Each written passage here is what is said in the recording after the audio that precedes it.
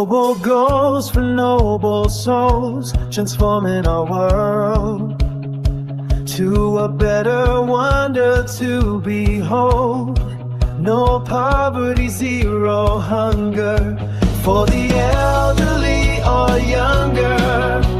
Good health and well-being, good education, empowering women to become sensation.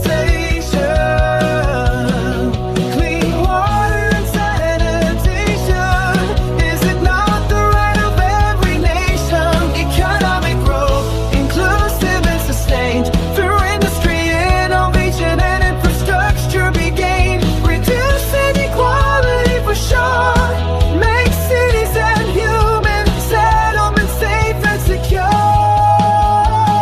Take urgent actions to combat climate change, conserve, let below water, land, ensure we do not estrange. Justice for all, oh peaceful and empathetic nations. Let us all partner to achieve these goals and provide much needed salvation.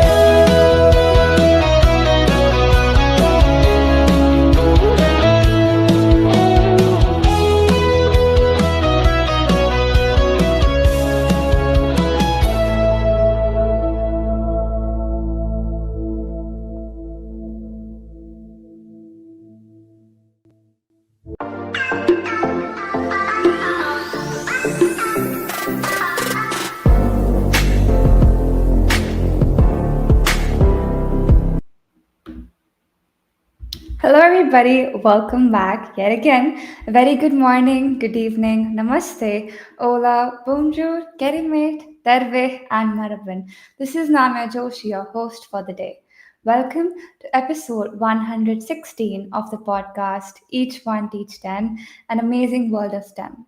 An inspiring venture where we'll be discussing that STEM is a part of every day for every kid. We all will learn together how to build a STEM culture. Well, today's guest is at the heart of reshaping how we think about learning in the age of AI. And today I'm thrilled to introduce a guest who beautifully blends teaching, research, and technology into her journey. Please welcome me in joining Charuni Attanayake. And there she is, a master's student in learning, education, and technology at the University of Oulu. She has a strong background with a Bachelor of Education specialized in IT, a Bachelor in IT, and a National Diploma in Teaching. ICT English Medium. She brings over 5 years of experience as a secondary level ICT teacher and a teacher trainer in digital pedagogy. Her work spans from research in critical data literacy at Interact contributions to EdTech validation projects through WeKit in Norway and an internship with the City of Oulu's Bothnian Arc Association, exploring cross border education initiatives. Her passion lies in AI in education, digital resilience, and empowering both educators and students. Charu, it's an absolute honor to have you on my podcast today. So, how are you doing today? Yeah, okay. Thank you so much, Namya, for your warm welcome. And yeah, today I'm fine, but it's a bit gloomy outside. From the Yeah, morning, it's like raining, and sun is trying to say bye-bye to us these days. I Yeah. agree. It's kind of like on the weekdays you see beautiful sun, and all of a sudden every Saturdays, no, I'm not coming out today. Today you only have to meet rain. Yeah, that's true. But yeah, later we will meet nice snow also. Yeah, So, looking yeah, forward to that. All yeah. right, thank you so much. So I'm curious to know, um, I was always thinking about like you've had a very inspiring journey, like from ICT in schools to pursuing masters in learning, education, and technology in Finland. Could you share like what drew you into this field and how early teaching experiences shaped your vision of using technology in education? Yeah, okay. I will try to be very short and simple. Yeah. Of course. So, Hello, everyone who is watching our uh, day today. So, I'm originally from Sri Lanka, and currently I am now here in Finland and Oulu. So, back in my country, I was a teacher, and my subject was information communication technology, and I taught to the secondary level students. Uh, so while teaching ICT, I was thinking about how can we use this technology into education or learning teaching process to make this learning teaching process more interactive way and more try to getting more learning outcomes in a better way.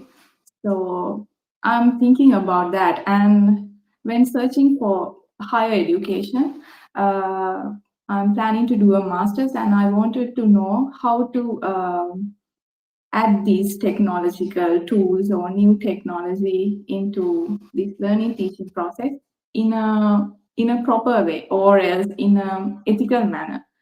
So, so I have seen learning and education technology master's program in University of Oulu. So I applied to the program, and now I'm in my second year. Almost I have finished my first year, and it was really amazing journey. Also, every day I'm learning new things, and after I came here, I learned many new theoretical frameworks and new theories which we can apply to the teaching uh, with the technology. Not only the theory, but okay, combining or emerging technology into education. So it's really nice and great program. So I'm lucky to be in LET also. Mainly like if I will shortly tell, in LET you will learn many theories regarding motivation, emotional regulation, um, and the heart of our program, I think heart of our program is collaborative learning. So this collaborative learning setting is quite new to me because previously we didn't use many collaborative learnings. We are like, okay, self-learning and stuff. So here it's like you will get many experiences with your group members and all. So yeah, together you can uh, make or working together will learn, you can learn many things from international students and Finnish students also. That I think I give the answer for your question. Yeah, of course. And I really liked how you mentioned about collaboration work because Yeah. something that I feel is really that makes Finland really a country that students really choose to study at is the amount of Mhm. collaboration and how they care about your well-being, but also at the same time it's all about peer group works where you get to collaborate, sit with people, interact with them, and that really helps you to enhance your communication skills. And of course, when you're in a team, you get to think critically, analyze situations, and of course get the best outcome. So it's like both convergent and divergent thinking at the Yeah. same time. And I really admire how you talked about your journey as it began in Sri Lanka, where you taught Mhm. ICT at secondary level, and you constantly reflected on how technology could be used to enhance learning outcomes, which I'm sure a lot of teachers who want to do the same would think about in that aspect. And of course, your curiosity pushed you to pursue masters in LET at University of Oulu, where of course Mhm. now you're in the second year.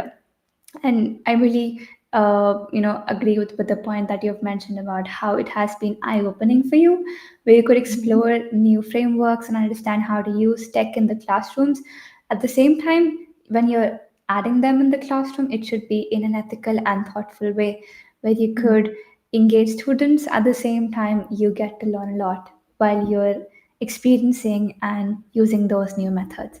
So thank you for sharing that. Right. Moving on to my next question for you. Mhm. So we all know that, research is now a major part of everyone's work, and I would say probably for you as well. So I'm Mhm. curious to know that there are among areas that you've explored like AI in education, critical data literacy, and digital resilience. Which area excites you the most right now, and how do you see it influencing classrooms of the future? Yeah, it's quite difficult question to answer because yeah, in the beginning I don't know what which area to choose or what is my exact interest. It's like okay, today I am interested in this field, and tomorrow okay, no, this one is better than yesterday one. So that's how it is. But recently, I am interested about how to use these AI or generative AI tools into education and how to make this education or learning teaching process better. Yeah, I it's quite difficult to tell about ethical because there are many framework in world and for each country they have their own ethical framework to use this technology into education. In here, like I'm not mentioning only like education means yeah, everyone like most of the time people are thinking okay it's only schools or universities, but education it's not only for the students who are in 18 years old. So there are many categories like adult education and higher education, so many. And so many fields these AI tools can use, uh, like in agriculture or healthcare sector, so many. So how we can use these new technological tools into a learning, but in a way of like developing the learners skills to use these technologies in a critical thinking manner and with a creative mindset and yeah that's what I am currently and recently I'm exploring and what kind of barriers or challenges teachers and the learners will face in this digitalization platforms, like learning platforms. Yeah, of course, and it's great to see that you just don't want to explore the Mhm, tools, but of course want to see like what are the challenges that teachers may mhm, face. Because whenever we start something new, we do have apprehensions that what may go wrong, and what if somebody is starting something new, then what are the challenges that they're facing in the beginner stage. So that's great to see that how we different educators like yourself want to focus on how to tackle those so that everybody can mhm, get a smoother process in every single field. And like you said, it's like difficult to pick one area, but it's interesting to see that how you deeply engaged in research around generative AI in education, which was the topic of discussion of yesterday's podcast with Dr. Yari. And what mhm, excites you is like seeing how different countries are developing their own frameworks, and which I too see like in news these days, and their approaches to AI because it's very wide ranging and it's impacting different classrooms and, like you rightly said, different fields. Like it goes from healthcare to agriculture to gaming to technology to learning in the classroom. And when it comes to learning in the classroom specifically, you see AI is not just like a set of tools, but it's going to help students as well as teachers develop essential skills like critical thinking, problem solving, adaptability, which are really crucial for the future workforce and even right now, if I must say. yeah. Thank you for sharing that. So, like we just talked about AI transforming different fields, how do you see AI impacting the way students learn and teachers teach? Yeah. Yes, in everything, every new invention. So there are like advantages and disadvantages, and there are two ways of using the new inventions in a good way or in a bad way. I don't know how to like how can I barrier it or how can I separate into good and bad, but there are ways. I'm still thinking or I'm still learning how to tell, okay, this is a bad way and this is a good way. And I see AI, in my perspective, I'm seeing this AI and new technology. This will helpful, really helpful for the students in the classroom. Like this can be a partner to learners in a way that they can make this AI can make the learning more personal way. For example, if some student or some person is struggling with a topic, AI can help or suggest extra practices about this topic, and while another student might get harder challenges. And for the teachers, it is not about replacing teachers, because most of the people are thinking, okay, after AI come, why we need teachers? Because AI can teach everything. AI knows everything. And as example, if they are like subject teachers, so only one teacher can like taught one subject. As example, history teacher will teach only history. So think like ICT teacher, okay, she or he will know only about ICT. But AI, or as example, generative AI, they know everything, every subject. So why we need teachers? We can reduce the, we can remove teachers from this system, and we can introduce AI to students so they can learn by AI. No, I am not the person is saying that one. So I think it's not replacing teachers. It's teachers can use AI to help and making their work in a lighter way, more creative, and reduce their workload. Um, and what I love is how these AI tools are opening up new ways to teach. For example, students and teachers, they can use, again, a keen AI to quickly turn the complex idea into a mind map. And Gamma AI, they can use designing interactive presentations without spending hours and days to creating the slides. Even these, while using these tools, the infographics will be easier with AI. So lessons can be feel more interactive and creative, and I'm pretty sure it will be more engaging to the students and both teachers also. But the key is teachers and students both need to learn how this how to give a good or specific prompts to these tools. AI only works well if if you ask the right way. Otherwise, okay, AI can give you anything, but not sure what is the outcome. So it's not just about using tools, it's also about the building the skill of communicating clearly with this AI. And it's a new kind of digital literacy, and I think it's going to be essential for the future. So, most important thing that I believe, again, I'm telling AI should never replace teachers. It should use as a supportive tool for teachers, while because teachers provide the human interaction or human connection in the classroom to the students, and developing or trying to develop their critical thinking skills and motivating students for the task in an ethical way that machine can't do.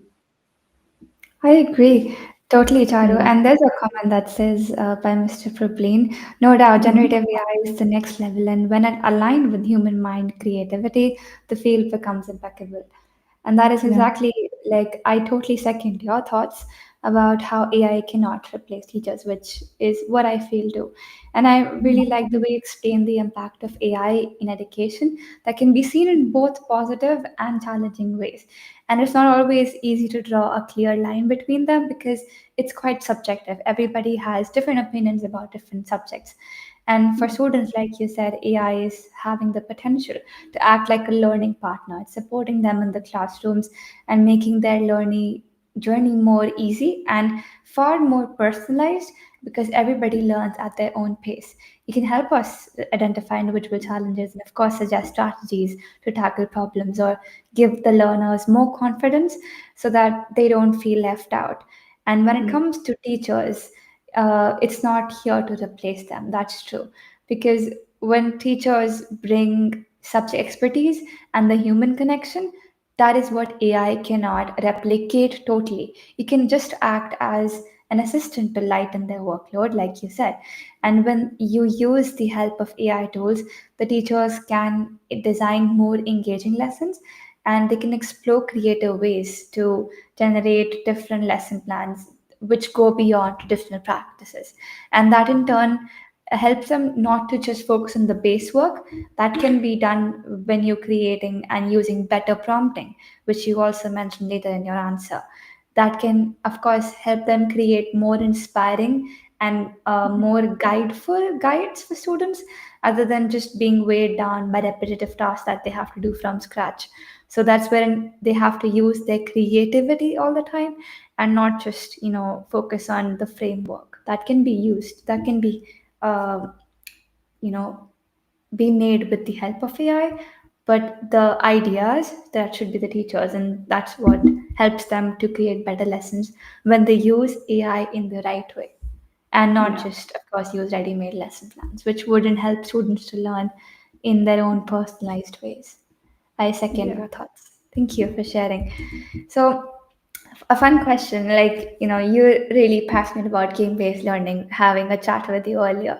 So what makes games such an effective tool according to you for education, and how do you see them connecting with AI to create even more engaging learning experiences? yeah. That's a great question. And actually, like when my previous teaching days, we are not using many game-based uh, tools to teach this teaching learning process. But after come to Finland, okay, I realized, wow, there is a amazing thing and happening. What is this game-based learning and how we can use that for a benefit of the get the benefit of the learning. And I think every student, everyone now to play games. So, and these games are powerful because they make learning interactive, and yeah, it's fun, and it's not just only like memorizing, like all days. Okay, I'm reading and I'm trying to memorize. Uh, Me and you, we all will like actually experience the learning. It is kind of like hands-on experience, I think. And the game-based learning, the games naturally encouraging to the problem solving and collaboration. Uh, Not only that, sometimes the creativity also. So students often stay motivated because they can see progress about while using this game based learning, just like moving to the next level into the game. So they are motivated to finish this first round, then what is in the next chapter or next level. So they are motivated, then they are trying to figure out in this level, okay, what I have to do and how I have to collaborate with others in my team or my group. And at the same time, I feel it's important to have a framework before introducing these game-based tools into a classroom. For example, we should ask or we should try to find out which age group is this tool suitable for, and what kind of quality learning outcome or subject knowledge we can get while using this game-based tool. And without that guidance, gamification can sometimes just become fun without much learning. Um yeah, because and in I think in my experience, with my experience, sometimes if one teacher is using some kind of game based learning tool, and it is if it is easy to use and something, then other if I am that teacher, I will tell another teacher, okay, there is a nice game based tool you also can use like this. Then yeah, most of them are using it, but they don't think about that, okay, which age group I should use, because I'm a secondary level teacher and I'm going to a primary section, and I will, if I tell, okay, there is something like that, then the primary teacher also using that. There are game-based tools and platforms that really fit for many age groups, but we have to think about that. I think we have to think about that before using that, and there should be a really solving outcome, like before using that game-based tool and after, like pre and post. What happened after using that one? Is the result or learning outcomes in a good way? And okay, then we are successful. Then we achieved. Otherwise, if it is not in a like as we expected result, so there is a problem. So for me, the real strength for the game-based learning is when it used and thoughtfully, which and what are the clear goals and the right fit age group or learners stage. Yeah, Yeah, that's absolutely. my thinking. Yeah. Yeah, of course, and that makes me kind of think about how game-based learning also relates so much with design thinking because Mm-hmm. they have a common spirit, both focus on active participation, creativity, and problem solving. Yeah. Because game-based learning engages students like through challenges, levels, and the feedback loops, while design thinking is guiding them through empathizing, ideating, prototyping, and testing solutions. So when they combine, they really create a learning environment where students are not just playing or designing for fun, but they Yeah. learn to think critically, they collaborate, they iterate ideas. So, let's say a game is stimulating a real world challenge. Design thinking can structure how students approach that challenge. They can test those strategies and refine the solutions if something is not working out. So, I think together they really make the learning more immersive and meaningful. And that really circles back to your answer about how you need to see the target age group and look through how games just don't become games, and it's Yeah. not just for the fun element, but it's about how you can use the fun element to replace the just fun with the education element. That's why it's game based learning and game based experience that you're having in the classroom, where it's going to help students learn better, and it's not just the entertainment part of it, but it's more meaningful learning. So when you're combining them with AI, so it's going to help you design even more adaptive and engaging personalized learning experiences. And I've always believed this thing like games are designed in a way that your mind is always inclined towards them. So if the elements of the inclination are educational, however, the experience is gaming, it's literally the best combination. That's something I've Yeah. always believed. So I really like how you mentioned all the points, and yep. Unlike rote learning, it's just making your learning more interactive and, like you Mhm. rightly said, hands on to solve the Yeah. real problems. Yeah. You explained it more than Oh, beautiful than yeah. I totally It's agree really with your nice. points, just building Yeah. upon that. Thank you so much. So, here's a fun question for you. What's your favorite dish? Mm. Okay. It will change according to the time period and all. And yes, and recently my favorite dish, okay, I will say Chinese hot pot. And yes, now it's kind of my favorite dish. And so yeah, I have many international friends here now. So if we have free time, we are get together, and sometimes we are doing some baking sessions, or sometimes we are having little kind of parties. So the hot pot is like that. How I learned to do hot pot and how I taste it. Yes, I really like that taste, and I'm also doing it at my home also now. So yes, and but if you ask the same question from me, maybe after 1 month, I will tell another answer. because I'm having many like food parties and all here. So That's I'm all glad right. that I'm I couldn't yeah agree with you. yeah you That's how can I we am. can taste the variety of dishes in here Finland. Not only Chinese one, and sometimes I'm tasting Japanese food also, and Pakistani one, and Indian ones. Yeah, it's really nice Yeah, experience. I remember coming back from Tokmani from with my mom, and Mm-hmm.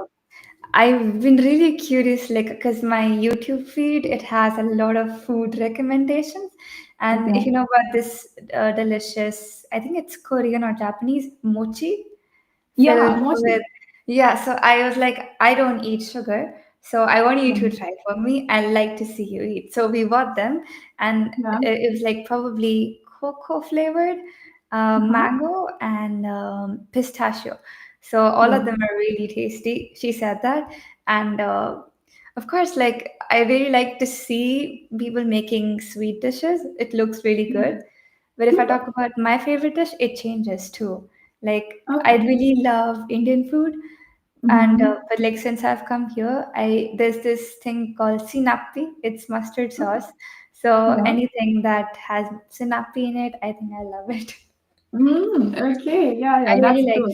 suomalainen Yeah. and sinapi, Spanish sauce, Spanish Oh, you mustard are sauce. speaking Finnish very nicely, and Kiitos. I'm not very good in Finnish. I am like minä puhun vähän suomea. Yep, I speak little Finnish. I learned hyvää menta from you. Good morning. Oh, yeah. Yep, Thank because you. you're the one, so like hyvää menta. Good. Yes. Yeah. You can say like you want to say good morning, huomenta. Okay, so that's good. Good morning.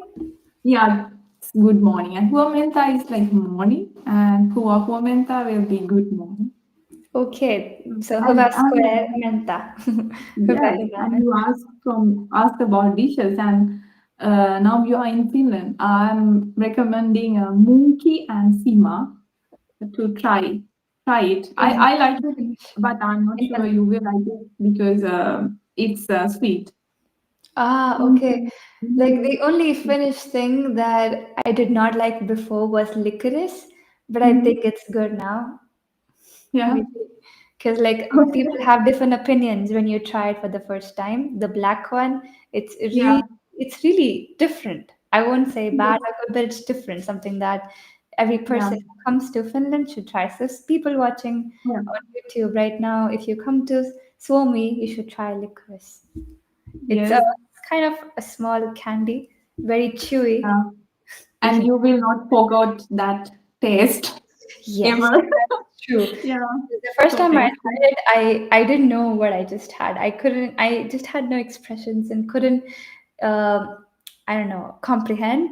But then when Mhm. I tried it again, it was not bad. Then I kind of liked it after that. Yeah, yeah, Maybe they it's were. like I have this notion that elder people, like in age, Mhm. not older, elder people, they kind of start liking licorice in comparison to younger people.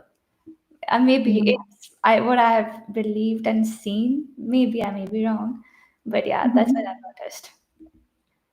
Yeah, it can be. And there are very like I like sweets. So in Finland you can have very yummy sweets. Yes, that's true. Yeah. Unlucky for the people like me who don't use Yeah. sugar, but the ones who have love sweets, it's for you. Go ahead and try. Yes. Yep. Okay, thank you for sharing. Right. So moving on to my next question for you. Well, Mhm. if you could design your own dream learning environment using AI and game-based Mhm. learning tools, what would it look like? Yeah, different. And when I was a kid, some imaginations in my mind. So already that imaginations are into reality now.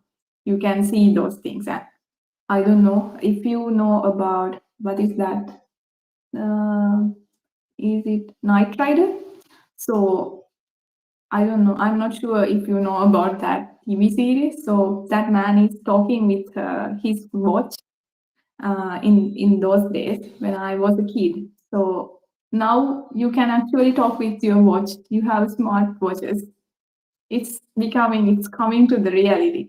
Uh, okay, my dream learning space. I like to see it as an adventure, not only a classroom, but it should be in a classroom setting, and students could join together in a game world to solve some kind of real life problems, like designing a clean energy city or designing a sustainable city, something like that. And AI, okay, you want me to add AI also. Okay, AI would give small hints if someone is stuck. But for the most important part is it could even notice how students are feeling.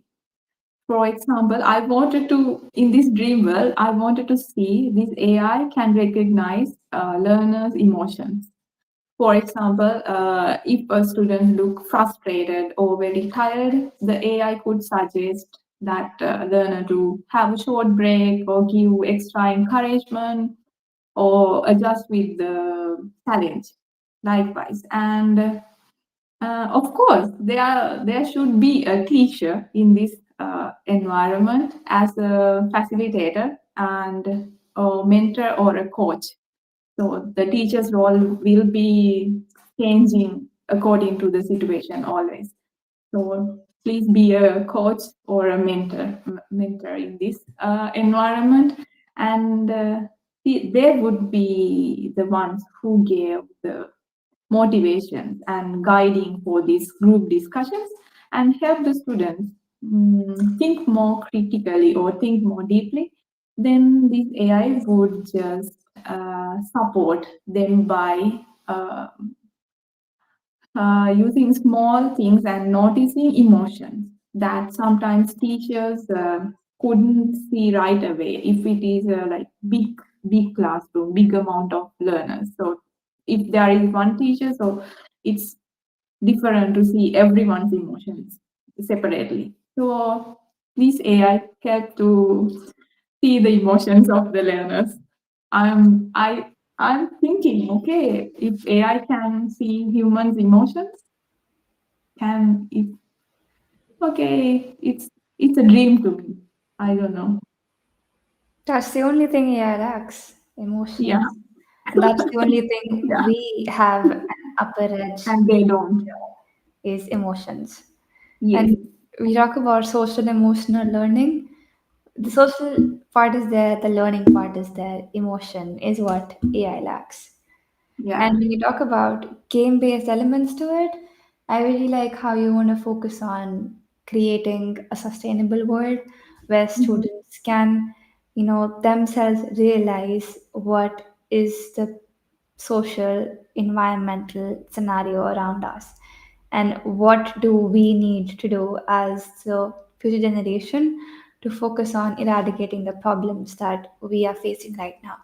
And to be able to realize that, then each student would know but like because with games you can see and you're able to understand through them visually, and I feel that is gonna lay more stress and leave an indelible mark over Mhm. just listening to things, and maybe you're listening to speeches, but you won't remember them unless you see something. Because if you're watching videos, let's say some geography or probably nat geo, and you're seeing like Mhm. this is some climate scenario, in you when you're viewing them yourself, that actually sticks to you more than just listening to them.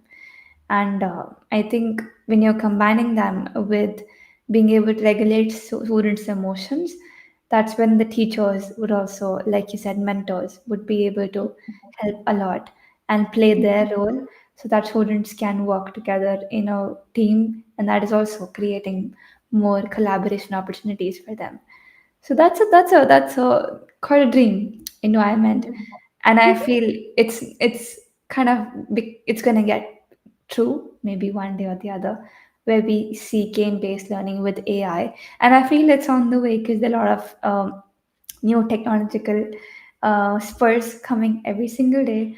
So, yeah, Yeah. it's about time that we have game based learning along with AI, where it's going to help students learn better at their own pace and reflect in an environment that is not threatening for them.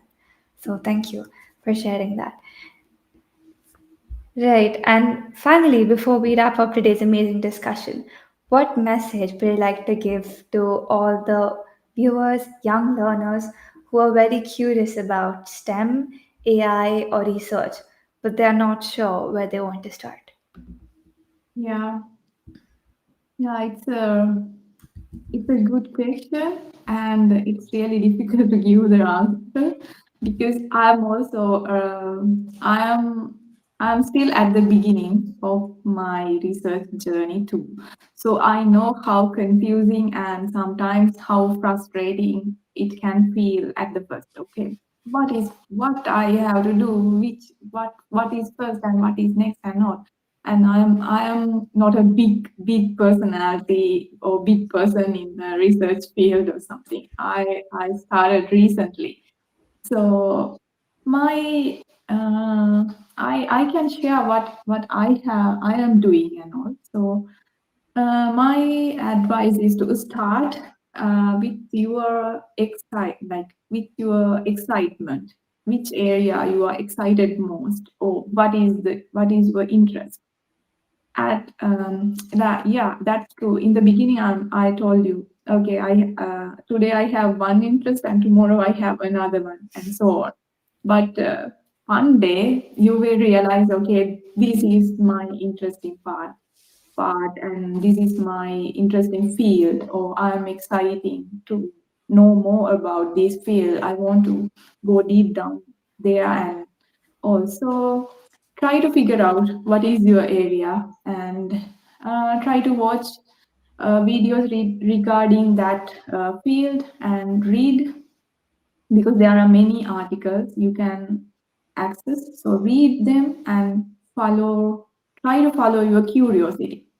And while you are following that curiosity, I think, and while reading those articles, you will find some big names and big persons, big personalities who are in that field.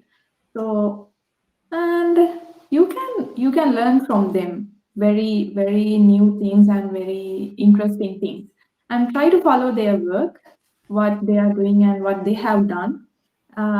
Then if you are like struggling, I suggest you can ask from them, because in Finland I got this as a new experience. Like, you can ask from them, and they are very like humble, very down to earth, and if they have time and all, they will help you to figure out, okay, what is your path and where should, or they will guide you. So as a like beginner of the research area, so I suggest that thing. And for the person curious about STEAM, remember that is not only about the science or coding, because if we say these four letters, many people are thinking, okay, it's coding. I don't like coding and all, but it's not only science and coding. It's also about the creativity and the problem solving and teamwork, I think. So there is a space for everyone. So I'm telling you, okay, stay curious. So keep your curiosity and try to keep learning new things, and start with a small place or where you are comfortable, and small step. Then, and another thing is, don't compare yourself with others, and don't think, okay, they are like this and I'm not doing that much good or something. So don't compare. You have your own path, you have your own timings, you have your own field and all. So just begin from your small space, small place, and I'm sure you will find what is your strength and your path. Hope it will be a help to the listeners or who are curious in this area. That was really beautifully put because I too believe in the same thing that everybody's Mhm. path is different. You don't have to replicate someone else's because Yeah. going and exploring your own path, learning something new every day, and breaking through challenges, it all takes motivation. And that only comes when you believe in yourself and you believe in the uniqueness of your own path. And that's what you have to do. So, thank you so much, Charu. It was really great having you on the podcast today. And listening to you, I'm sure the audience has realized that when technology, games, and AI to come together with purpose, they don't just replace learners or teachers, they're able to impart both to imagine, create, and grow in the ways that they never thought would be possible. And at the same time, when you start something new, you must believe in yourself and you can see wonder happening, magic. Yeah, sometimes the magic will doing something to yourself, and it's great to have this discussion with you, Namya. And I'm honored to have be in this platform with you today, and it was really spend nicely this evening with you. So thanks again for inviting me. I hope the listeners will get something good out of our discussion. Yes. Of course, Kitos Palion. It was an honor having you on the podcast. Yeah, Olehua, and wish you all the best for your future also. Thank you. And thank you everyone for joining and listening to this episode. I'll see you in the next one. Till then,